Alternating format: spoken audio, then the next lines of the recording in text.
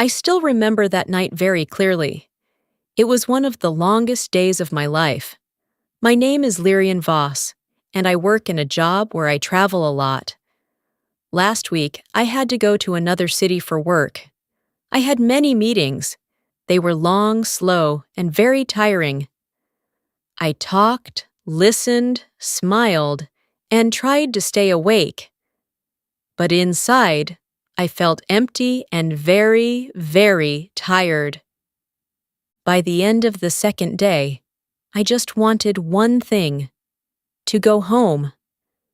I missed my bed. I missed quiet. I missed being alone. When I finally got to the airport, I felt a small sense of relief. Just one flight, I told myself. Just one more step, and I can rest. But life is never that easy, right? As I walked through the airport, my phone buzzed. I looked at the screen. It was a message from the airline. My heart dropped even before I read it. Flight delayed. 2 hours. Mechanical problem.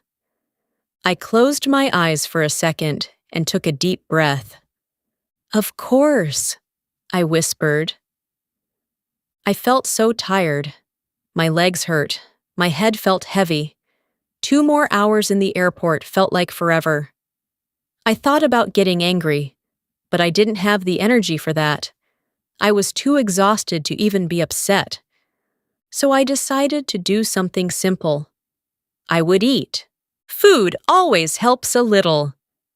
I walked slowly through the airport, looking for a place to sit. After a few minutes, I found a small restaurant. It was not very fancy, but it looked warm and quiet. That was enough for me. I went inside, and a waiter showed me to a table. I sat down and let out a long breath. Finally, I could rest. I ordered a simple meal, nothing special, just something warm to fill my stomach. After the waiter left, I reached into my bag and took out my phone. I had many emails to check. Work never really stops, even when you travel. I leaned back in my chair and started reading. For a few minutes, everything felt peaceful. Just me, my phone, and a quiet table. But then, everything changed. A family walked in and sat at a table near me. At first, I didn't pay attention. I was too focused on my phone. But slowly, I started to notice them.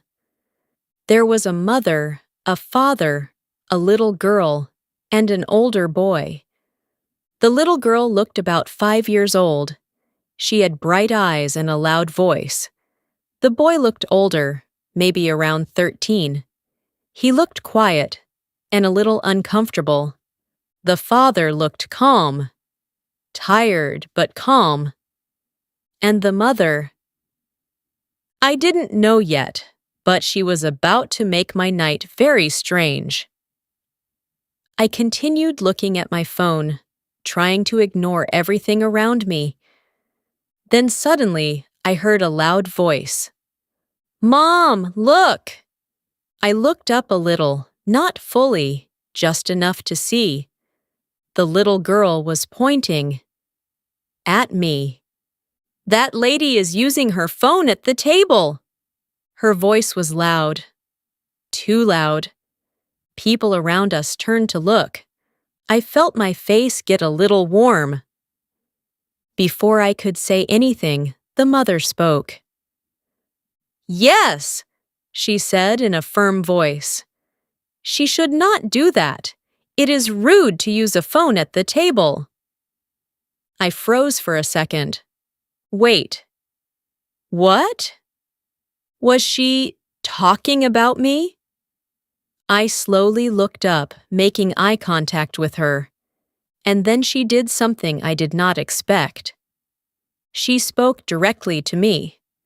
"We have a rule in our family," she said. "No phones at the table." For a moment, I didn't know what to say. My first thought was not kind.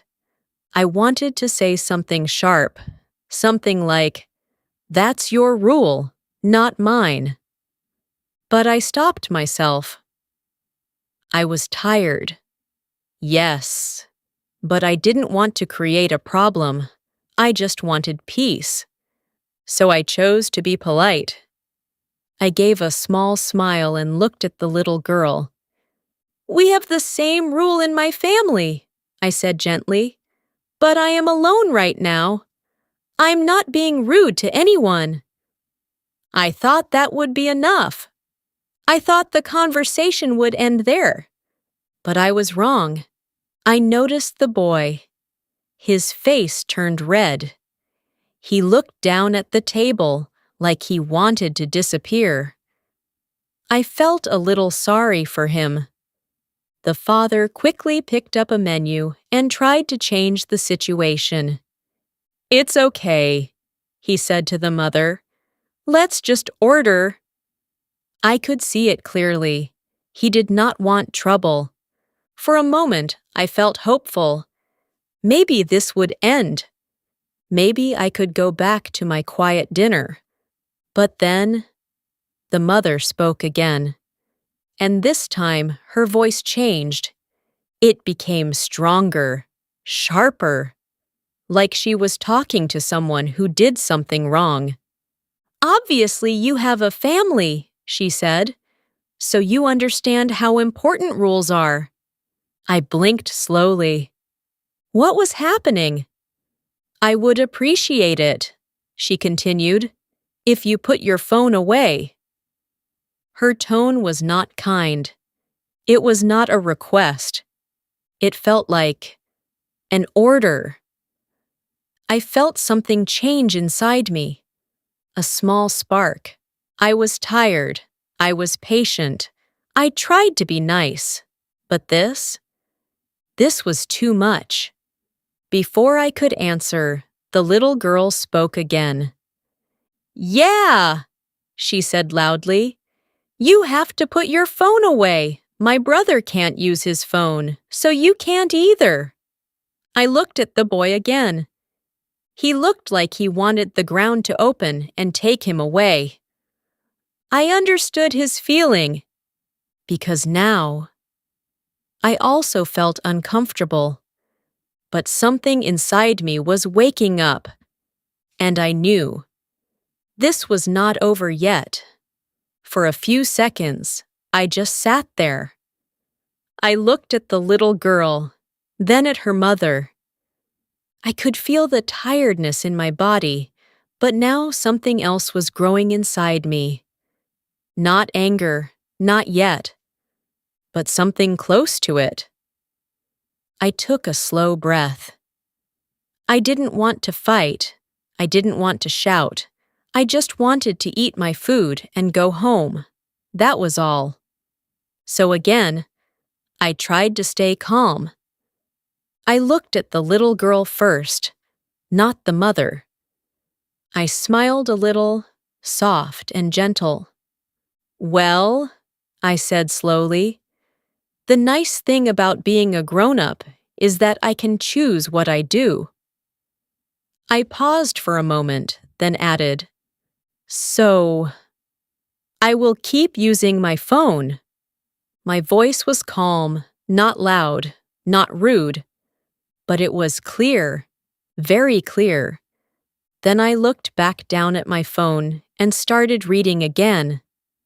I thought, maybe this time it would end. But no. Behind me, I heard a loud sigh. A very loud one. The kind of sigh people make when they want everyone to hear it. I didn't look up. I just kept scrolling. Then I heard whispering. The mother was talking to the father, but not quietly enough. "Some people have no respect," she said. I closed my eyes for a second. I could feel my patience getting smaller. "Still," I said nothing. The father spoke in a low voice. "It's okay." Please, let's just eat, he said. His voice sounded tired. I felt bad for him, really bad. Then the little girl spoke again. Mom, why is she still using her phone? She asked. I heard the mother answer. Because she is being rude, she said. That word again. Rude! It hit me this time. I slowly put my phone down on the table. Not because I wanted to follow her rule, but because now I needed to speak. I looked up and turned my head toward them. I kept my face calm, but my eyes were serious. I'm not being rude, I said quietly. The mother looked at me right away. Her eyes were sharp. Yes, you are, she said quickly. At the table, we talk to people. We don't use phones. I took a deep breath. I could feel my heart beating a little faster. But I am not at your table, I said. There was a small silence. The boy looked up for a second, then quickly looked down again. The father rubbed his forehead. The mother did not move. This is a shared space, she said. People should follow good manners. I tilted my head slightly. Good manners also mean not telling strangers what to do, I replied. Her face changed. Just a little. But I saw it. She didn't like that. The little girl looked confused now. She looked at her mom, then at me. But Mom said it's a rule, she said softly. I looked at her gently. Yes, I said. It is her rule. In her family. I paused. But I am not in her family. The boy suddenly let out a small breath, almost like a quiet laugh, but he tried to hide it. The mother noticed. She turned to him quickly. That is not funny, she said. I didn't say anything, the boy replied very quietly. I felt sorry for him again. This situation was not his fault. The father leaned forward now. Please, he said to his wife. Let's just stop. It's not a big deal. But she shook her head. No, she said. This is about respect. Then she looked back at me. If people don't follow rules, everything becomes chaos. I almost laughed. Chaos? Because I was checking emails? This was too much. I leaned back in my chair and crossed my arms. I understand your point, I said slowly, but you cannot make rules for strangers. Her eyes narrowed. I'm not making rules, she said. I'm asking for basic respect. I looked at her for a moment. Then I said something very simple. I am respecting you by not bothering you. Silence. Real silence this time. Even the little girl didn't speak. The father looked at me, then gave a small nod, like he understood. But the mother? She was not done. I could see it in her face. She looked around like she was looking for support, like she wanted someone else to agree with her. But no one said anything. People were watching, but they stayed quiet. Then suddenly, she raised her hand. She called the waiter. Excuse me, she said loudly. The waiter walked over, looking a little nervous. Yes, ma'am? He asked. She pointed at me. This woman is being very rude, she said. I blinked. Wait, what? She refuses to follow basic table manners. The mother continued. We cannot sit near someone like this. The waiter looked confused. He looked at me, then at her. I'm sorry, ma'am, he said carefully. What seems to be the problem? She is using her phone at the table, the mother said. The waiter paused. For a second, I thought he might laugh, but he didn't. Instead, he looked at me again. I gave him a small, tired smile. I'm just waiting for my food, I said. He nodded slowly. Then he looked back at the mother. Ma'am, that is allowed, he said gently. The mother's face turned red. I don't care if it's allowed, she said. It's rude. We don't want to sit here. The waiter hesitated. Then he said, I can move you to another table if you like. There was a short silence. The father closed his eyes for a second. The boy looked down again. And the little girl just watched everything, very quiet now. The mother lifted her chin. Yes, she said, we want a different table. The waiter nodded. Of course, he said. As they started to stand up, I picked up my phone again. I didn't say anything. I didn't look at them. But inside, I felt something strange. Part of me felt annoyed. Part of me felt tired. But another part felt a little sad. Because this was not really about a phone. This was about something else. Something bigger. And I had a feeling. This night was not over yet. I watched them move to another table. Slowly. One by one. The father stood up first. He picked up the menus and gave a small, tired smile to the waiter. Then the boy followed. He kept his head down, not looking at anyone. The little girl walked behind them, holding her mom's hand. And the mother, she was the last to move. Before she turned away, she looked at me again. Not a normal look. It was a cold look. Like she still believed she was right, and I was wrong. I didn't react. I just looked back at my phone. A few seconds later, they were sitting at a new table, a little far from me. Finally, peace. Or at least, that's what I thought. My food arrived soon after. The smell was warm and comforting.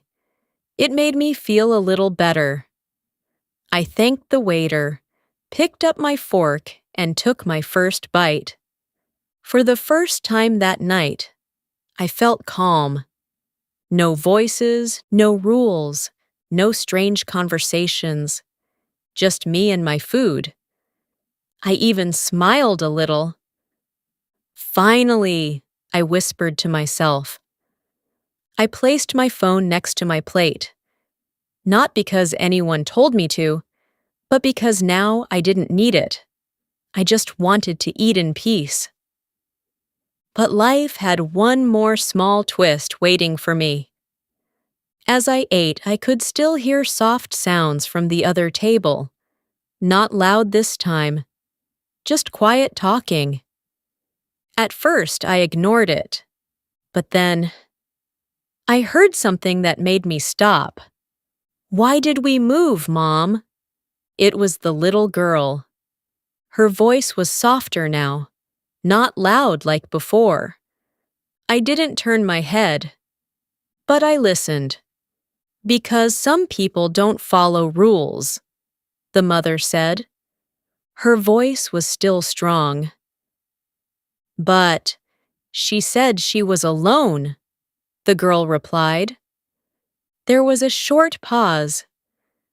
I could almost feel the mother thinking. "That doesn't matter," she said finally. "Rules are rules." I slowly put my fork down. Something about that answer didn't feel right. The girl spoke again. "But at home, Dad uses his phone sometimes," she said. This time there was a longer silence. Then I heard the father's voice. "Only for work," he said gently. The girl asked, "So, is that okay?" The father didn't answer right away. I could feel something changing at their table. Then the boy spoke for the first time. His voice was quiet, but clear. "Mom, it's not the same," he said. My heart paused for a second. The mother replied quickly. "It is the same," she said. "We have rules for a reason." "But she is not in our family," the boy said. There it was. The same words I said before. But this time, they sounded different, stronger, more real. I slowly looked up, just a little. Not enough for them to see me, but enough to see their table from the corner of my eye. The boy was looking at his mom. Not scared this time, just honest. The father looked surprised. The little girl looked confused again. And the mother, she looked uncomfortable. For the first time that night. "You don't understand," she said. But her voice was not as strong as before. "I think I do," the boy replied. Silence. A long, heavy silence. Then the father spoke softly. "He's right," he said. I felt something shift in the air. The mother didn't answer. She just sat there. Very still. I quickly looked back at my plate. I didn't want them to know I was listening. But inside, I was thinking, maybe this was not just about me anymore. Maybe this was about them, their family, their rules, their understanding of the world. I took another bite of food slowly. Then I heard the little girl again. "So, was she bad?" she asked. That question hit me. Hard. I froze for a moment. I didn't move. I didn't breathe. I just listened. There was a long pause. Then the father answered. "No," he said gently. "She was not bad." The little girl asked, "Then why were you upset, Mom?" Silence again. This time, even longer. I could feel it. The mother didn't have an easy answer. When she finally spoke, her voice was softer. "I just want us to have good manners," she said. The boy replied quietly, "Good manners also mean leaving people alone." I felt something warm in my chest. Not anger, not stress. Something else. Something like understanding, maybe even respect. The mother didn't speak again after that. Not for a long time. Their table became quiet. Very quiet. I went back to eating my food. But now my mind was not the same. Before, I felt annoyed. Then tired. Then a little angry. But now, I felt something different. I felt like I just watched something important. A small moment, a small change. Not big, not loud, but real. I finished my meal slowly. Every bite felt calmer than the last. When I was done, I picked up my phone again. But this time, I didn't open it. I just held it in my hand, thinking, sometimes, life gives us strange moments, small situations that feel annoying at first. But inside them, there is a lesson. I looked once more toward their table. The boy was eating quietly. The father looked relaxed now. The little girl was drawing something on a napkin. And the mother, she looked thoughtful, not angry anymore, just quiet. I stood up slowly and picked up my bag. My flight would start boarding soon. It was time to go. But before I left, I had one last thought. Maybe this night changed more than just my mood. Maybe it changed something for them too. And somehow, that made everything feel worth it. I stood there for a moment, holding my bag. I could leave. I could just walk away, go to my gate, and forget everything. That would be easy. But something inside me said, wait. I looked at their table one more time. They were quiet now. No more arguing. No more loud voices. Just a normal family, eating dinner. It felt very different from before. I don't know why, but I decided to walk past them. Not fast, not slow, just normal. As I walked by, the little girl looked up first. Our eyes met. For a second, I thought she might say something loud again, but she didn't. She just looked at me, quietly. Then she gave me a small smile, a very small one. I smiled back, soft and simple. Then I looked at the boy. He looked at me too. This time, he didn't look embarrassed. He gave me a tiny nod, like he was saying, sorry. Or maybe, thank you. I wasn't sure, but I understood. Then I looked at the father. He gave me a kind smile, a tired smile, but a real one. I nodded back to him. No words. We didn't need words. And then, I looked at the mother. This was the moment I didn't expect. She looked at me, and then quickly looked down. Not angry, not cold, just quiet. After a second, she looked up again. Her face was softer now, different from before. She opened her mouth, like she wanted to say something, but no words came out. So instead, she gave a small nod. It was not a big apology. It was not a clear, I'm sorry. But it was something, and sometimes, something is enough. I gave her a small nod back. Then I walked away. No drama, no more words. Just the end. As I walked through the airport, I felt lighter. My body was still tired. My feet still hurt. But my mind felt calm, very calm. I reached my gate and sat down. People were waiting, looking at their phones, talking, or just sitting quietly. Just like me before, I looked at my phone again.